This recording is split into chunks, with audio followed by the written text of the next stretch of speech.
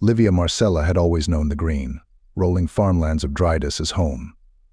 Her family's land, a vast expanse dotted with sheep, stretched as far as the eye could see, under the watchful gaze of the planet's two suns.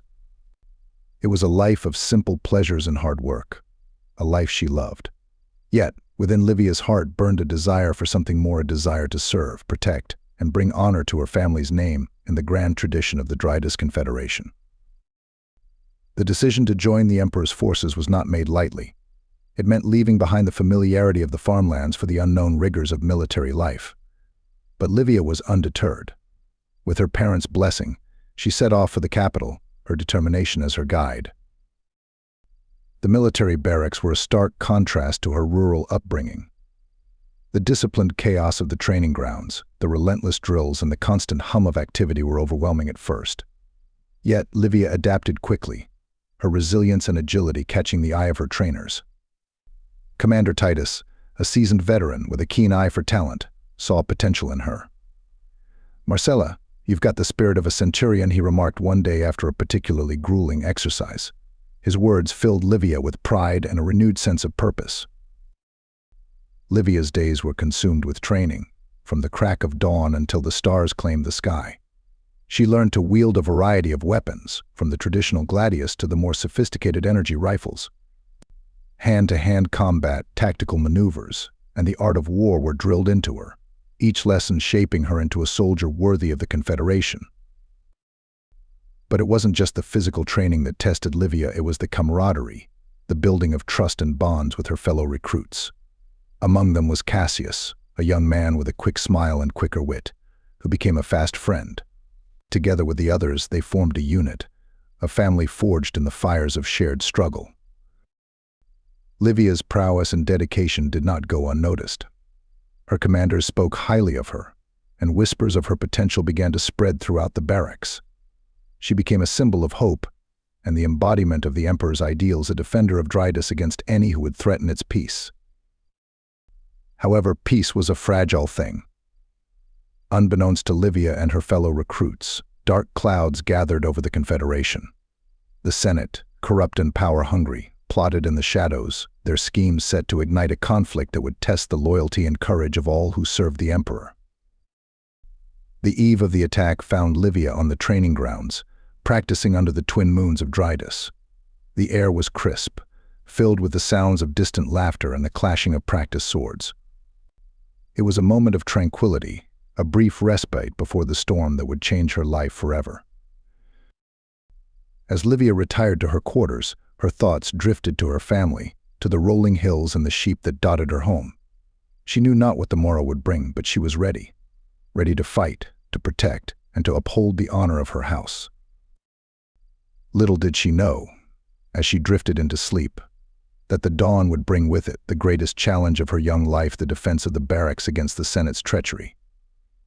A challenge that would see her rise from a recruit of the farmlands to a hero of the Confederation. The barracks awoke to chaos. Alarms blared through the crisp morning air, a cacophony that jolted Livia from her sleep. She was on her feet in an instant, heart racing, as the reality of the situation dawned on her. The barracks, a fortress of discipline and strength, was under attack. Livia hurriedly donned her armor, the weight of it both a burden and a comfort. Commander Titus's voice cut through the alarm, sharp and commanding, rallying his troops. "To arms! The enemy is upon us." The urgency in his tone brooked no argument, and Livia fell into line with her fellow recruits, Cassius among them. Their faces were etched with determination and fear, a mirror of her own emotions. The attackers were not an external threat, but one from within the Senate's doing. Merciless bounty hunters, hired in secret, had launched a surprise assault, aiming to cripple the Emperor's loyal forces. Their motivations were clear: to sow discord and weaken Emperor Julius Franco's grip on the Confederation. What they hadn't counted on was the resolve of those they sought to overthrow. As Livia and her unit moved to defend the barracks, the scale of the betrayal became apparent. The bounty hunters were well armed and ruthless, their advance marked by explosions and the cries of the wounded. Yet their ferocity was matched by the bravery of the Emperor's soldiers, who stood firm against the onslaught, determined to protect their home and each other. The streets surrounding the barracks turned into a battlefield. Livia found herself in the midst of the fray, her training taking over as she engaged the enemy. Each clash of her energy soared against that of a bounty hunter was a testament to her skill and the hours of training she had endured. Beside her, Cassius fought with a fierce intensity, their teamwork a lifeline in the chaos. Commander Titus led from the front, his presence a rallying cry for his troops. Under his leadership, Livia's unit executed a series of tactical maneuvers designed to push the attackers back. They fought not just with weapons but with their wits, using the barracks layout to their advantage, turning what could have been a slaughter into a stand. In the midst of the battle, Livia's thoughts turned to the civilians of Drydus, innocent lives caught in the crossfire of the Senate's ambition. Her resolve hardened. She would not let their homes be destroyed, their lives shattered. With a renewed sense of purpose, she fought to clear a path to safety for those caught in the vicinity, her actions embodying the very essence of the Confederation's ideals. The tide of the battle began to turn. The loyalty and skill of the Emperor's soldiers, coupled with their knowledge of the terrain, became the bounty hunter's undoing. Livia, through a daring act of bravery, managed to flank the attackers, leading a small team on a critical strike that disabled the enemy's command center. It was a decisive blow, one that sapped the bounty hunters of their coordination and will to fight. As the last of the attackers were subdued, the barracks stood victorious but scarred, a symbol of the cost of the Senate's treachery. The morning's light revealed the extent of the damage, the physical wounds mirroring the deeper, more painful realization of the betrayal they had faced. In the aftermath, as the wounded were tended to, and the fallen mourned, Livia stood amidst the ruins of the barracks, Cassius and Commander Titus at her side. They had defended their home against impossible odds, but the battle had revealed the depth of the corruption within the Senate, a poison that threatened the very heart of the Confederation. Livia knew this was only the beginning. The Senate's gambit had failed, but the threat they posed was far from over. With resolve and a heavy heart, she prepared for the challenges ahead, determined to protect Drydus and bring those responsible for the attack to justice. In the aftermath of the attack, the barracks transformed from a place of disciplined training to a beacon of resistance. The air was thick with the smell of char and the echoes of battle, a stark reminder of the night's events. Livia, alongside her comrades, worked tirelessly to fortify their position, knowing that the Senate's ambition would not be quelled so easily. As the sun crested the horizon, casting long shadows across the battered grounds, Commander Titus gathered his troops. His gaze swept over them, pausing on Livia, whose actions in the heat of battle had not gone unnoticed. "You have all shown great bravery," he began, his voice carrying the weight of the night's toll. "But our fight is not over. We must remain vigilant. The Senate will not forget their defeat here, and neither shall we. We fight for the Emperor, for Drydus, and for the future of the Confederation." Livia felt a swell of pride at his words, tempered by the reality of their situation. The attack had revealed the depth of the Senate's betrayal, and the cost of their victory was etched in the faces of her fellow soldiers, many of whom bore the scars of battle. The day brought more than just the task of rebuilding. It brought news from the capital. Emperor Julius Franco, upon learning of the attack, had declared a state of emergency. The Senate's role in the assault was exposed, their corruption laid bare for all to see. The Emperor's decree was clear: those responsible would be held accountable for their actions, their betrayal of the Confederation punishable by the full extent of the law. For Livia, the Emperor's words were a call to action. She volunteered for reconnaissance missions, her familiarity with the terrain making her an invaluable asset. Alongside Cassius and a select group of soldiers, she ventured into the city, gathering intelligence on the Senate's movements and supporters. Their efforts were not without risk. The city was a maze of alleys and shadows, each corner hiding potential danger. Yet, with each successful mission, they chipped away at the Senate's power, uncovering a network of corruption that extended far beyond the initial attack. It was during one such mission that Livia faced her greatest challenge. Ambushed by a group of Senate loyalists, she and her team found themselves outnumbered and outgunned. The battle was fierce, a desperate struggle for survival that tested Livia's resolve and her commitment to the cause. Through a combination of strategy and sheer will, Livia led her team to victory, but not without cost. Cassius was injured, a stark reminder of the stakes of their fight. As they returned to the barracks, Livia's thoughts were with her friend, his well-being more important to her than any medal or commendation.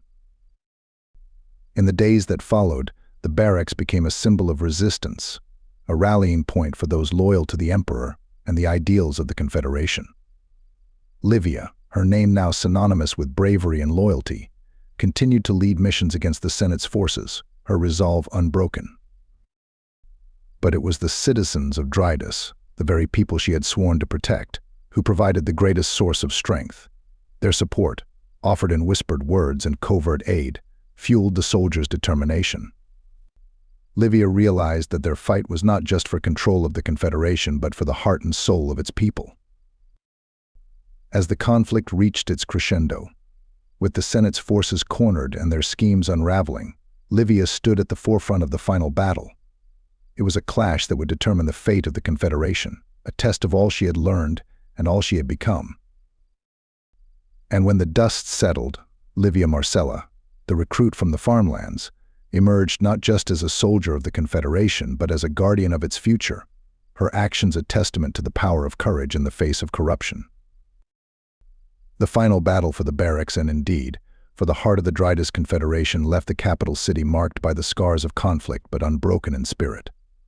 As the dust settled and the sun rose over a new day, the extent of the victory became apparent.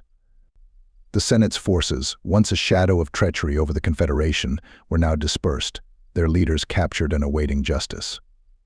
The mercenaries who had not fallen in battle were rounded up, their contracts voided by the defeat of their employers.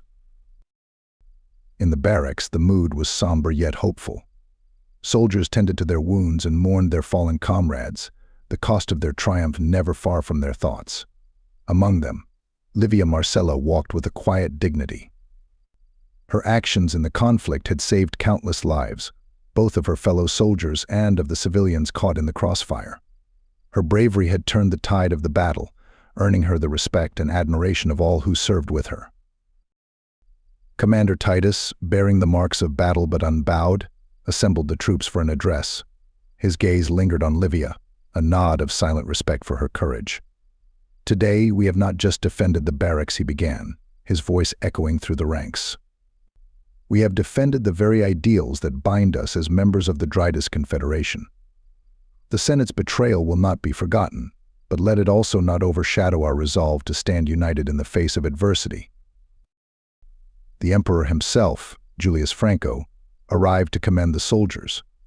His presence was a testament to the importance of their victory. Standing before the assembled troops, he spoke of the bravery displayed in defending the Confederation against corruption. "Your loyalty and courage have preserved the integrity of our empire. The actions taken here will be remembered as a beacon of hope for all who believe in justice and honor." Livia, standing among her fellow soldiers, felt a surge of pride. Her journey from the farmlands to this moment had been fraught with danger and uncertainty, but she had emerged stronger, a defender of her home and her people. The ceremony that followed was both a memorial for the fallen and a celebration of victory. Livia's name was called, and she stepped forward to receive the Emperor's commendation, a medal awarded for extraordinary bravery. The medal was heavy, its weight symbolic of the responsibility she now carried. Her family, brought from the far side of the planet, watched with tears of pride. Livia had brought honor to her house's name, fulfilling her deepest aspirations. In the days that followed, Livia played a crucial role in the efforts to rebuild and heal the wounds of battle. Her knowledge of the people and the land made her an invaluable asset in the reconciliation process. The citizens of Drydus, who had supported the soldiers in their darkest hour, were not forgotten. Together they worked to restore the capital, their shared efforts a testament to the resilience of the Confederation. As peace returned to Drydus, Livia found herself reflecting on the path that had led her here. The girl who had left the farmlands in search of purpose had found it not in the glory of battle but in the unity and strength of her people. The war had changed her, as it had changed the Confederation. but the ideals that had guided her journey remained unshaken. Livia Marcella, once a new recruit full of hopes and dreams, had become a symbol of the Confederation's enduring spirit. Her story, from the green fields of her family's farm to the halls of honor, would be told for generations, inspiring others to stand for what was right, to protect their home, and to fight for the future of the Drydus Confederation. I hope you loved this story. As a lifelong sci-fi fan and Roman history fan, I've always wanted to see more stories about a futuristic Roman Empire. If you like this sort of stories, be sure to leave a like and subscribe to see more of it.